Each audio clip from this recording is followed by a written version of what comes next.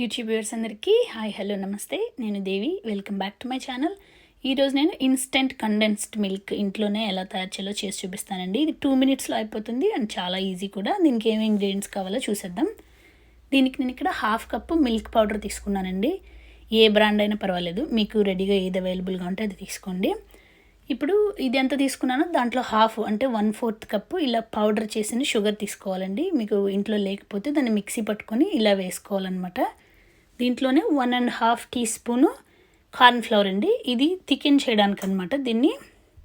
So దీంట్లోనే ఒక 1/8 teaspoon baking soda అండి. ఇక్కడ నేను జస్ట్ చూపిస్తున్నాను కదా, చాలా కొంచెం అనమాట. ఇది వేసేసుకుని ఒకసారి డ్రై ఇంగ్రీడియంట్స్ అన్నీ ఇలా ఒకసారి మిక్స్ చేసుకోవాలండి. మిక్స్ చేసుకొని ఇప్పుడు ఇందులోనే మీకు మెల్టెడ్ బటర్ ఉంటే బటరు, గీ ఉంటే గీ ఒక 1 tablespoon యాడ్ చేసుకోవాలండి. మీకు ఇంట్లో ఏది ఉంటే అది. అవన్నీ కూడా యాడ్ చేసుకొని ఒకసారి ఇలా మిక్స్ చేసుకొని ఇప్పుడు మీరు షుగర్ పౌడర్ ఎంతైతే వేసుకున్నారో అంత వాటర్ అనమాట, అంటే 1/4 cup వాటర్ని. మెజర్మెంట్స్ అన్నీ మళ్ళీ కింద డిస్క్రిప్షన్ బాక్స్లో ఇస్తానండి ఎవరికైనా చెక్ చేసుకోవాలంటే. సో దీన్ని ఇలా యాడ్ కొంచెం కొంచెంగా కలుపుకుంటూ దీన్ని లంప్స్ లేకుండా ఒక యూనిఫామ్ మిక్స్చర్ లాగా మిక్స్ చేసుకోవాలండి. లంప్స్ అది ఉండకూడదు.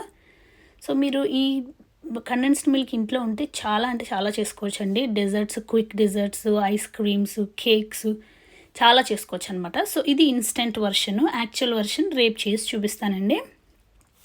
ఇదిగో చూసారు కదా, ఇది యూనిఫామ్గా ఇలా మిక్స్ చేసుకొని ఇప్పుడు గ్యాస్ ఆన్ చేసుకొని లో ఫ్లేమ్లో పెట్టుకొని దీన్ని ఒకసారి తిప్పుతూ ఉండాలండి. జస్ట్ 2 minutes అంటే 2 minutes అంతే, అంతకన్నా ఎక్కువ అయితే అవసరం లేదండి. 2 minutesలో కొంచెం దగ్గరగా అయిపోతుంది.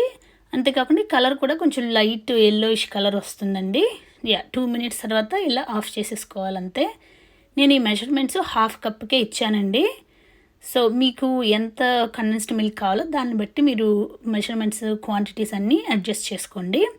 దీనికి నాకు 110 ml ఈ కండెన్స్డ్ మిల్క్ వచ్చిందండి. సో ఇదిగోండి, ఫ్లేమ్ ఆఫ్ చేసేసి ఇలా పక్కన పెట్టుకొని కొంచెంసేపు చల్లారబెట్టేసుకుంటున్నాను. చూసారు కదా, ఇంకా తిక్కుగా అయిపోతుందండి. ఇది కొంచెం చల్లారాక ఇంకా తిక్కుగా అయిపోతుంది. దీన్ని ఎందులో ఉన్న గ్లాస్ జార్లో ఇలా ఎందులో ఉన్న పెట్టుకొని మీరు ఫ్రిడ్జ్లో స్టోర్ చేసుకోవచ్చు అనమాట. నేను మీకోసం ఇక్కడ మెజరింగ్ జార్లో వేసి చూపిస్తున్నానండి. సో మీకు తెలుస్తుందని, మీకు ఎంత కావాలంటే దాన్ని బట్టి ఇవన్నీ అడ్జస్ట్ చేసుకోండి. మీకు ఈ రెసిపీ నచ్చిందని అనుకుంటున్నాను. మళ్ళీ ఒక రెసిపీతో మళ్ళీ కలుస్తానండి. మీకు కనుక ఇది నచ్చి మీరు ట్రై చేస్తే కింద కామెంట్ సెక్షన్లో చెప్పండి నాకు. మీరు కనుక ఫస్ట్ టైం నా ఛానల్ చూస్తున్నట్టయితే please like, share and subscribe. Have a good day. Bye.